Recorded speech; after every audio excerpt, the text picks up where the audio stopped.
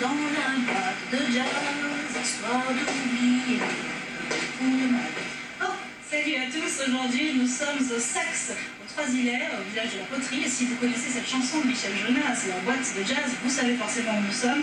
Ici tous les mercredis et jeudis, on fait revivre Duke Ellington et on fait sonner les jazz caribéens. Rencontre tout de suite avec les artistes du lieu. Il s'agit bien sûr de Luther François et des frères Bernard.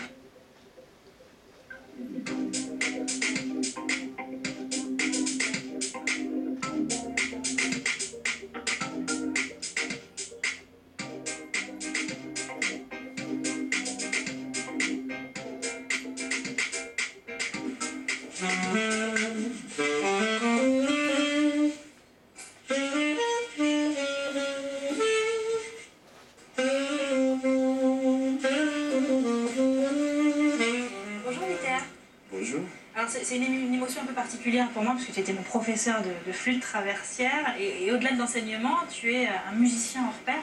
Qu'est-ce qui t'a attiré vers le jazz initialement? C'est difficile à dire parce que j'ai grandi dans une maison où il y avait toujours de la musique. Et le meuble le plus important, c'était le piano, en effet. Et donc moi je crois que pour le jazz, parce qu'on écoutait beaucoup de musique classique, mais toutes sortes de musique quand même, folklore, traditionnel, tout ça. Donc je crois que c'est en effet l'introduction de Rhapsody in Blue de George Gershwin.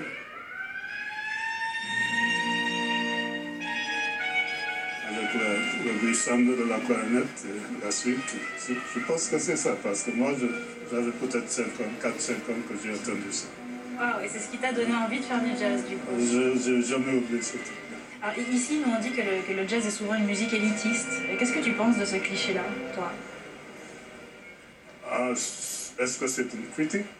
C'est ça la question, parce que élitiste implique qu'on souhaite se développer. On souhaite devenir plus et mieux que ce qu'on a déjà. Donc, dans ce sens-là, moi, je suis d'accord. Le jazz, c'est quelque chose qui appelle à notre vision du monde, à notre vision de soi-même aussi.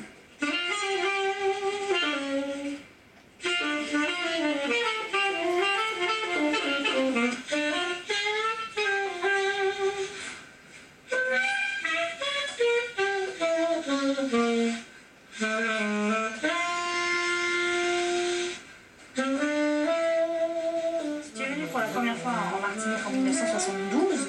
Dans les années 70, c'est vrai que le jazz était peut-être plus reconnu, ou en tout cas plus apprécié, il y avait un plus large public. Est-ce qu'avec des lieux comme ici, au Saxe, tu t'arrêtes l'espoir de rendre au jazz quelque part sa popularité? Oui, mais ça prendrait peut-être un peu plus que juste le dire, parce qu'en effet, le problème avec le jazz en Martinique et dans toute la zone caribéenne, c'est un problème en général de l'évolution de l'industrie de la musique. Mais c'est très important de boîte comme ceci parce que c'est petit, c'est très intime. Le jazz, c'est surtout une musique de certaine intimité. Et en plus, il y a un piano à côté. Ça, on ne trouve pas. On ne trouve pas ça partout finalement. Bon, bah, tu vois. Alors tu reprends ici, quand tu viens à côté de ce piano, des standards, hein, Duke Ellington par exemple, entre autres, hein, des grands artistes de jazz. Est-ce que pour toi il y a une différence profonde entre le jazz tout court et le jazz caribéen comme il est fait aujourd'hui?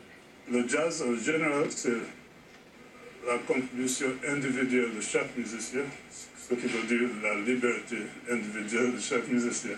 Et quand on est contraint à appliquer un rythme, il y a une petite différence. Merci beaucoup, Luther François, pour cet entretien. Nous, on va faire quelques pas de danse avec un style qui doit pas mal au jazz d'ailleurs, le hip-hop. C'est ce qu'a choisi l'artiste David Milhomme. Récemment, il était au programme de la Biennale de danse de l'Atrium et du CMAC avec son spectacle Psychomélodie. Rencontre tout de suite dans Découverte.